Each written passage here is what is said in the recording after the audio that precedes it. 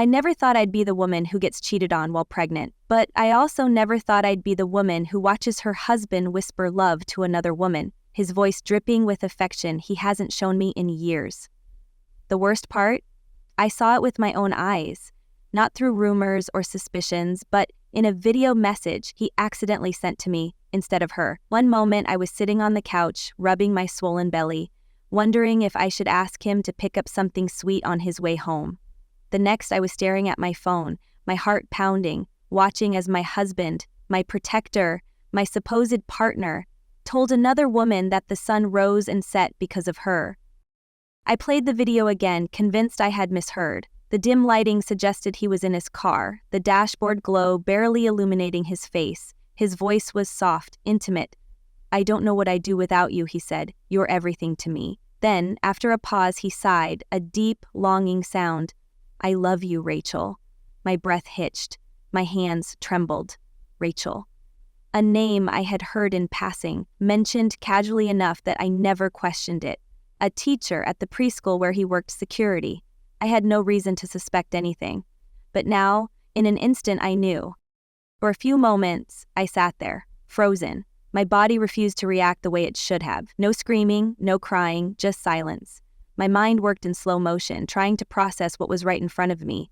I wanted to believe there was some rational explanation, some misunderstanding. But how do you misinterpret "I love you" said in a hushed, reverent voice? How do you explain away the pain in a man's voice when he says he misses someone who isn't his wife? I forced myself to breathe, to move. I saved the video. If this was real, I needed proof. My body was heavy, sluggish, weighed down by exhaustion and betrayal. I shifted, feeling the familiar ache in my back, the pressure on my ribs. Our baby kicked, a tiny, oblivious movement inside me. He was still out on a call, his usual excuse for late nights. And I had no idea when he'd be home. But I knew one thing. When he walked through that door, I wouldn't be the same woman he left this morning. I should have confronted him the second he stepped inside, but instead, I watched. I observed. I needed to see if he would lie to my face. He kissed my forehead absent-mindedly, the way a husband kisses a wife he's long stopped loving but still feels obligated to acknowledge. He smelled like cold night air and faint traces of cologne. Too much cologne for a man who spent his shift at a school. "How was work?" I asked, my voice steady. "Long," he sighed, stretching his arms. "You good?" I studied him, searching for signs of guilt, but he looked normal. Tired maybe, but not like a man carrying a secret, and that made me furious. How many nights had he come home to me, pretending to be exhausted, pretending to love me? How many times had I rubbed his shoulders, told him I was proud of how hard he worked, while he was sneaking around with someone else? "Yeah," I lied, "I'm fine."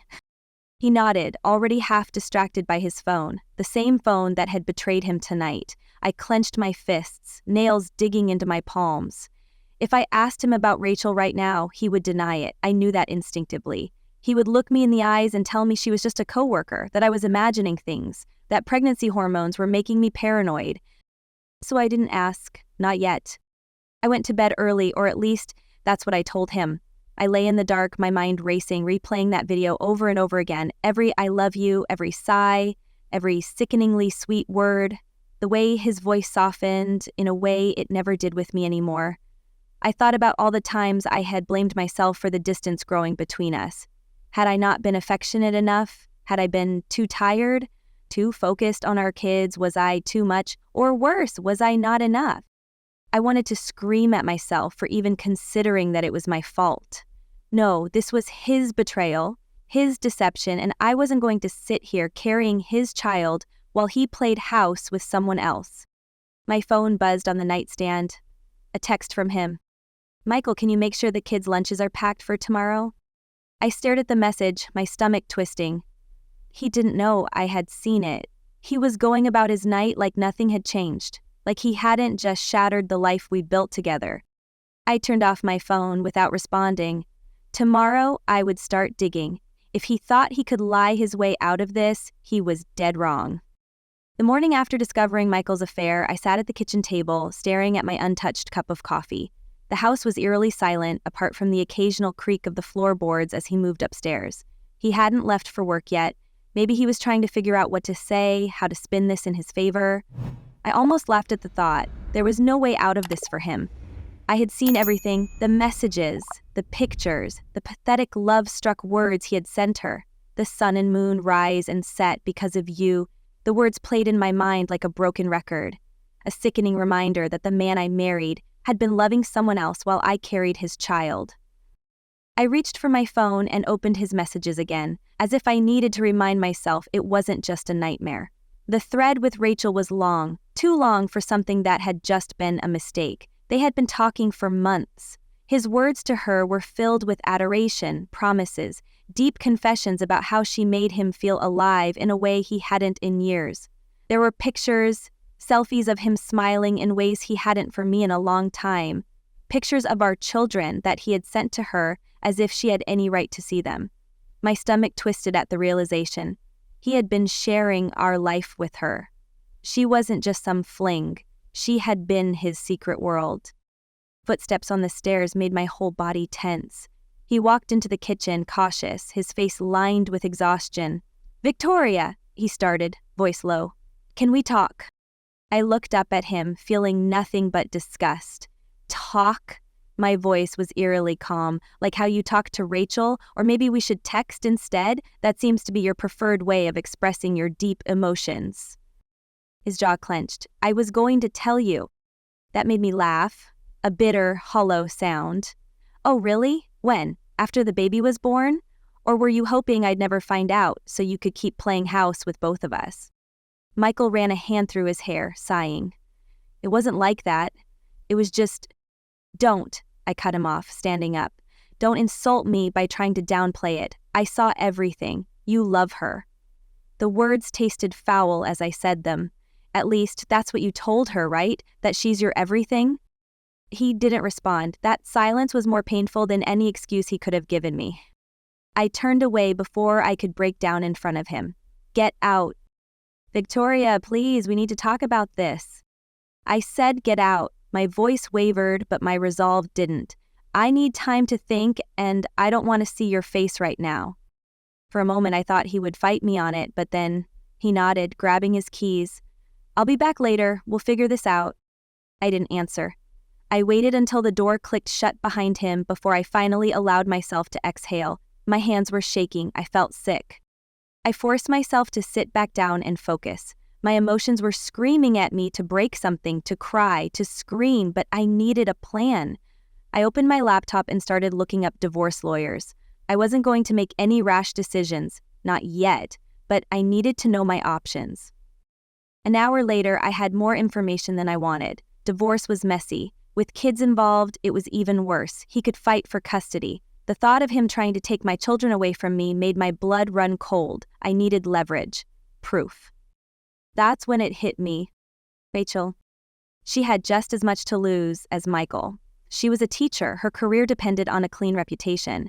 If this affair became public, it wouldn't just ruin her relationship, it could destroy her professionally. She needed this to stay buried just as much as he did. I pulled up her social media. Her accounts were mostly private, but there were enough breadcrumbs to follow. A few mutual acquaintances, an old post tagging her workplace. I considered messaging her, but what would I even say? "Hey, just wanted to let you know, I saw the disgusting messages you sent my husband. Hope you're having a great day." No, I needed a better approach. Instead, I started drafting an email to Michael. If he thought he could manipulate the situation, he was wrong. I laid everything out in cold, emotionless words. I knew everything. I had evidence. I wasn't making any decisions yet, but if he wanted any chance of keeping things civil, he needed to tell me everything. No more lies, no more omissions. I wanted the full truth, or I would make sure Rachel's entire world burned alongside his. I hit send and leaned back in my chair, closing my eyes. This wasn't over, not even close. Michael didn't respond to my email right away. I hadn't expected him to. He was probably scrambling, trying to decide whether to come clean or double down on his lies. That was fine. I had time. Time to prepare, time to dig deeper, time to make sure that whatever he was planning, I would be 10 steps ahead. By the second day of silence, my patience started wearing thin. He wasn't taking this seriously. He thought I was bluffing, that I wouldn't actually do anything. He thought he could manipulate me just like he had for months, maybe even years. I needed to prove him wrong. I scrolled through Rachel's social media again, looking for any weaknesses. Most of her posts were harmless, pictures of her classroom, her coffee order, vague inspirational quotes about self-love that felt sickeningly hypocritical coming from her. But then I found something interesting.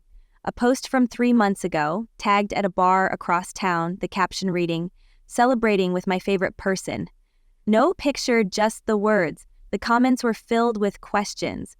Who's the favorite person? Who's the lucky guy? But she never responded. I stared at it for a long time. That was right around the time Michael had started acting different. More distant. More secretive.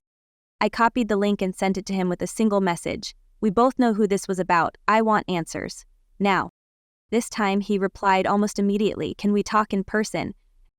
I considered saying no, making him sweat a little longer, but I needed information, and if seeing me face to face made him slip up, even better. We met at a diner just outside of town, one of those places with cracked vinyl booths and coffee that tasted like burnt toast. He was already sitting when I walked in, looking tired but otherwise composed. I slid into the booth across from him, not bothering with pleasantries. "Start talking."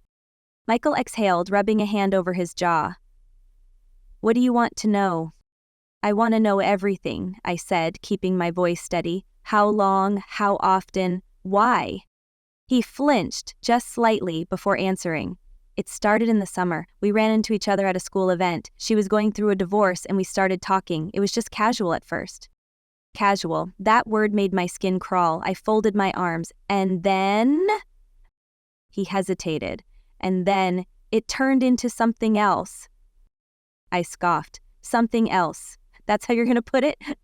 He looked at me then, finally meeting my eyes. "I never meant for it to happen." I let out a bitter laugh. "Oh, well, that makes it better. As long as you didn't mean to betray your wife and unborn child, I guess it's fine." Michael sighed, running a hand through his hair. "It wasn't about you, Victoria." That hit me like a slap. "Not about me? You think that makes it better? You think that makes it hurt less?" He exhaled. I felt trapped. Everything in our life was about schedules and responsibilities and work and the kids. I felt like I didn't exist outside of those things anymore. With Rachel, it was different. It was easy.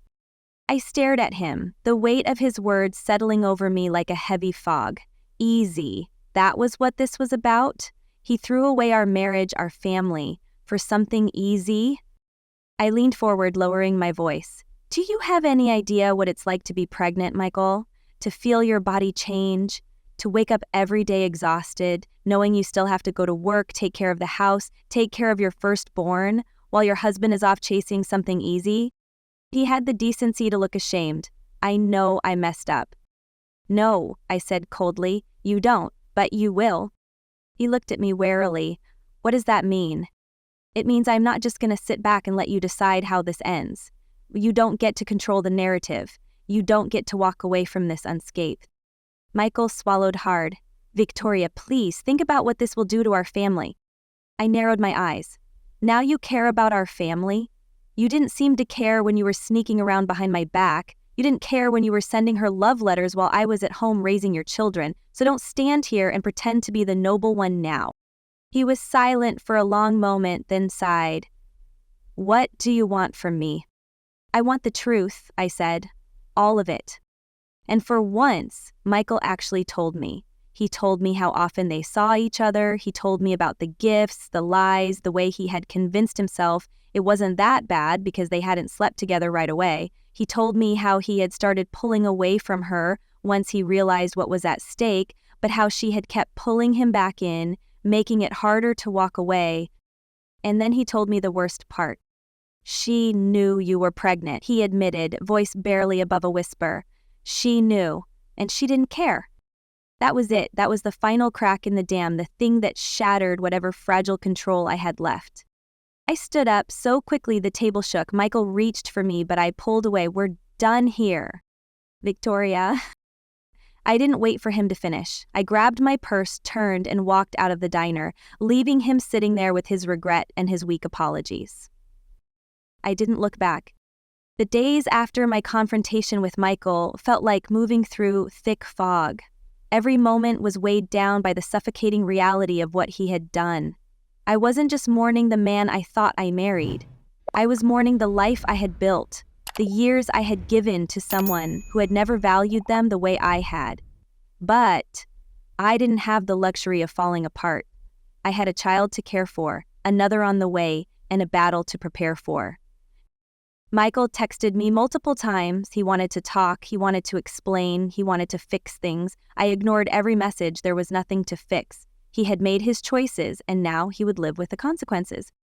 Instead, I focused on what came next. I had already spoken to a lawyer, and the reality of what I was up against made my stomach churn. Michael could fight for joint custody. He could make things difficult, drag this out for years, and if he was vindictive enough, he could try to take my children from me altogether. The thought of him parading Rachel around my children, pretending she was some innocent bystander in all of this, made my blood boil. I needed an advantage, and to get that, I needed to hit them where it hurt. Rachel. She wasn't just some woman who had fallen into an affair. She was calculated. She had known I was pregnant. She had continued anyway. She had helped Michael craft his lies, had accepted the gifts he should have been giving his family, and had inserted herself into my life like she had any right to be there. And she thought she could walk away from this without consequences. She was wrong. I found her email easily enough. It wasn't hard. Teachers had public directories for parents. I stared at the blank message for a long time before finally typing, Rachel, you already know who I am, so let's skip the introductions. I know everything. I know how long it's been going on. I know what you are. And I know that you were perfectly comfortable helping my husband destroy his family while I carried his child.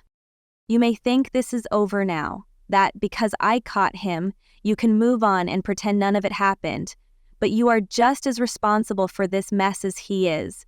And I think the people in your life, your colleagues, your friends, maybe even your students' parents, would be very interested to know what kind of woman you really are. I don't need a response. I just want you to understand what happens next is up to you. I hovered over the send button, breathing heavily. I wasn't bluffing. If she thought she could quietly slink back into her life without repercussions, she was sorely mistaken. I sent the email. It didn't take long to get a response. Hey, Victoria. I'm sorry for what happened between Michael and me. It was a mistake. I never meant to hurt you, and I never wanted this to become something that ruined lives.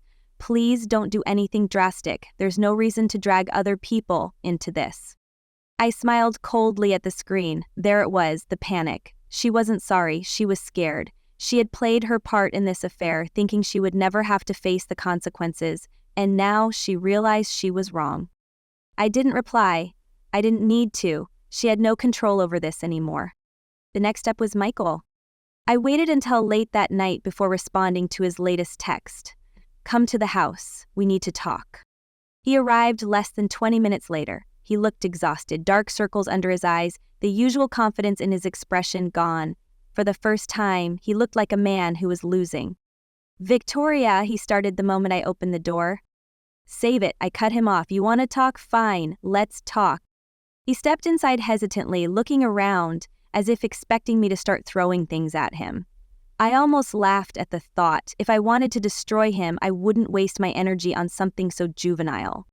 I led him to the kitchen and gestured for him to sit. I stayed standing. I spoke to a lawyer, I said, watching him closely. Michael's throat bobbed. Victoria, please. I'm divorcing you, I interrupted. That's not up for debate. What is up for debate is how hard I make this for you. He stiffened. You don't have to do this. I want to do the right thing.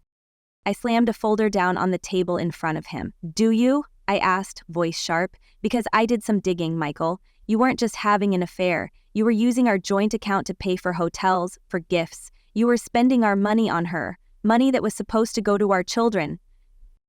Michael paled.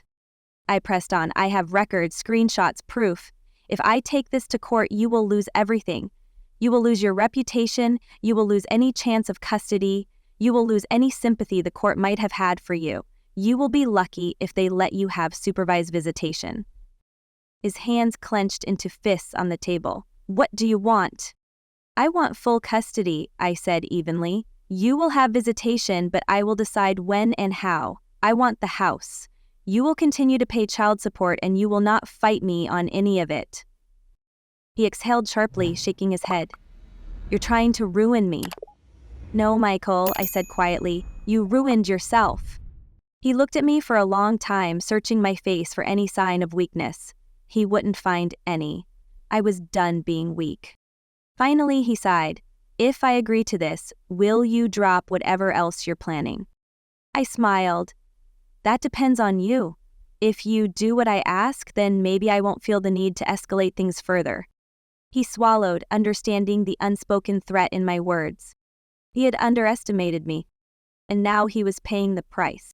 Michael thought he could get away with it. He thought I would crumble, that I would settle for whatever scraps of dignity he was willing to toss my way. But he still didn't understand who he was dealing with. He had spent years convincing himself that I was predictable, that I would always choose stability over confrontation. Maybe once that had been true, but that version of me no longer existed.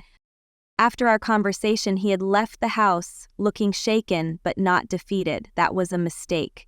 He still believed he had options, that he could negotiate, manipulate, find a way to control the outcome. I needed to make sure he understood he had already lost.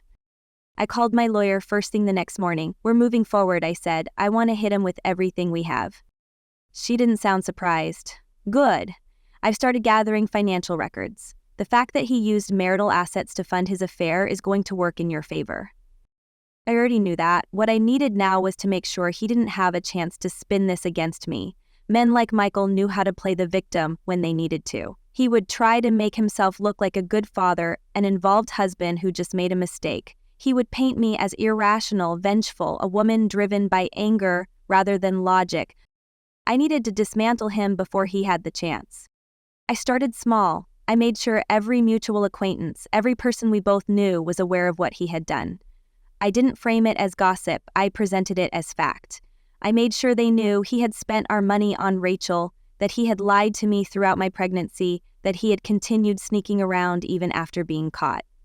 People love a scandal, and the more they whispered, the more Michael's reputation eroded. Then I went for his job.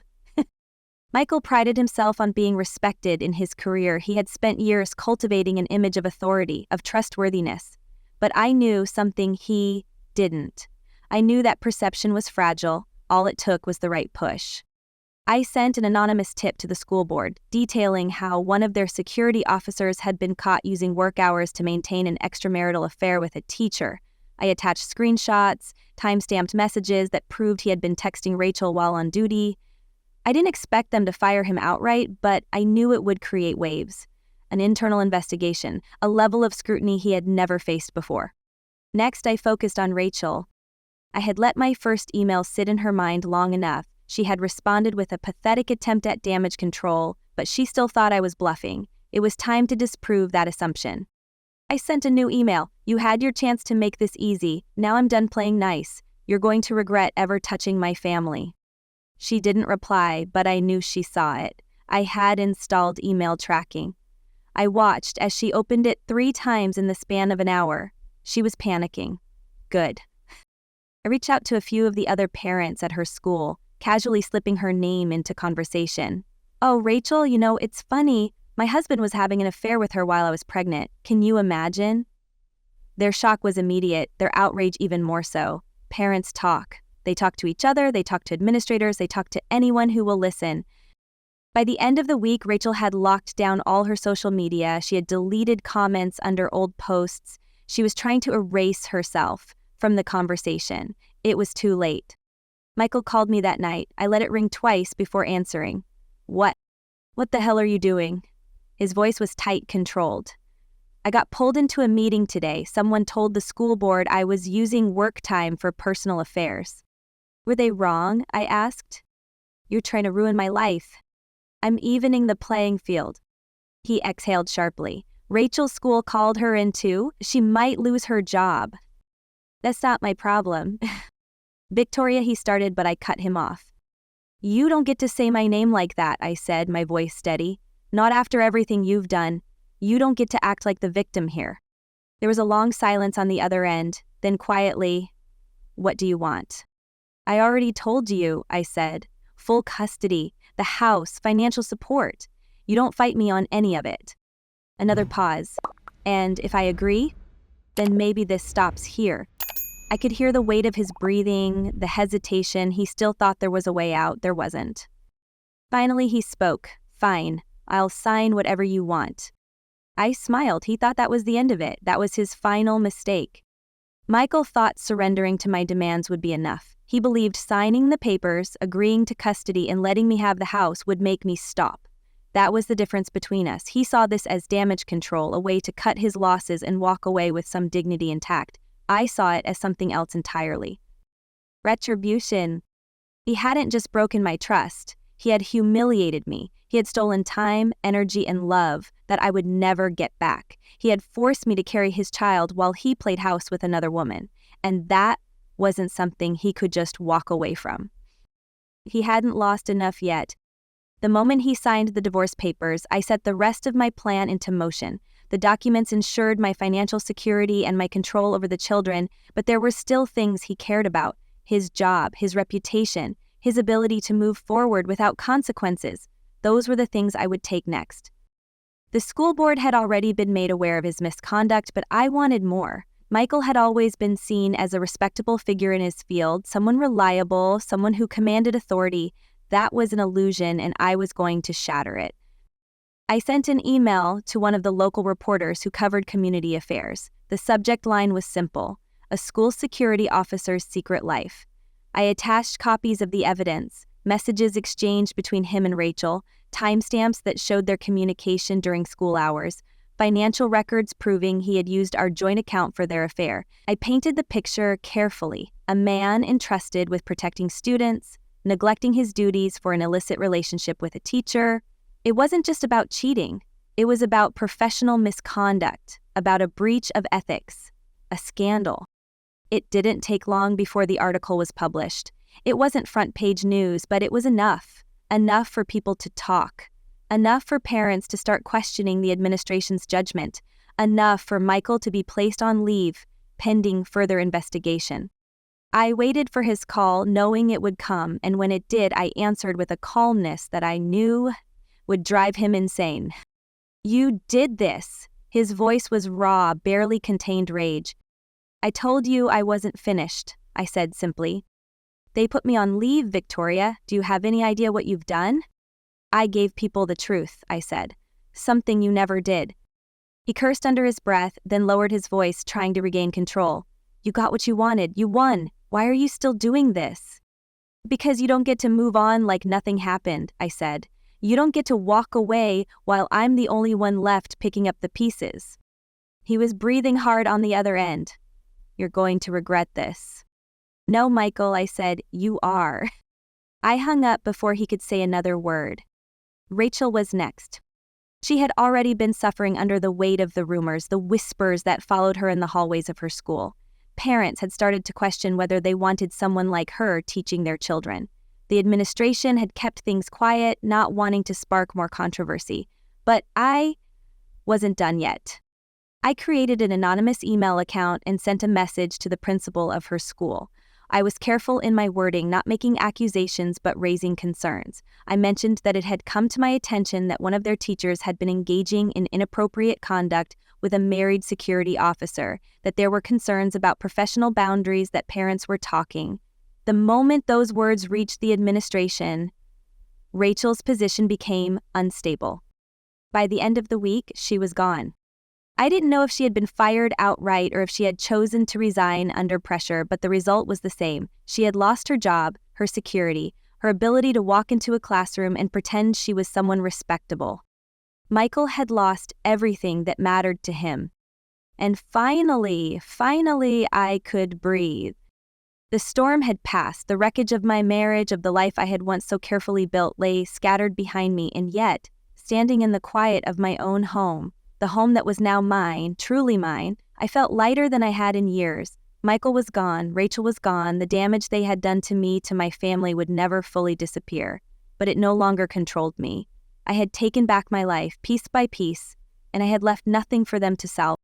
Michael had tried to fight, of course. Even after losing his job, after Rachel had disappeared from the picture, he had still clung to the idea that he could somehow come out of this with his pride intact. He had called me, showing up outside the house, begging for some kind of reconciliation, not for our marriage but for his reputation. He wanted me to stop the rumors, to tell people that things weren't as bad as they seemed, to give him a way to save face. I had stood in the doorway listening to his pathetic attempt at damage control, and I had simply shaken my head. "You made your choices, Michael," I had told him. "Now live with them." He had stared at me then, as if seeing me for the first time, seeing the woman he had underestimated. The woman he had assumed would always forgive, always stay, always fold under the weight of his betrayals. But that woman was gone. Rachel never resurfaced. I had checked, out of curiosity more than anything. Her social media accounts were locked down, her presence in the town had vanished. Whether she had moved away or simply retreated into anonymity, I didn't care. She had been nothing more than a parasite, feeding off the life I had built. Now, she was just another casualty of Michael's selfishness. And me? I was still here, stronger, wiser, free. The divorce had been finalized faster than I expected. Michael had signed everything without protest in the end, though not without resentment. He had no job, no real support, no future that didn't involve rebuilding from the ground up. I had gotten exactly what I wanted: full custody of my children, financial stability, and the satisfaction of knowing that he had nothing left to take from me. The baby was due in just a few weeks. A part of me had feared that the stress of everything would make it impossible to bond with this child, that they would forever be tied to the betrayal that had unfolded during my pregnancy. But as I sat in the nursery, running my hands over the tiny clothes neatly folded in the dresser, I realized that wasn't true. This child wasn't a reminder of my pain. They were proof of my survival. One evening, as I sat in the living room, the weight of the past few months settling around me, I received a text from an unknown number. I knew who it was before I even opened it. "I lost everything. Are you happy now?" I stared at the message for a long time.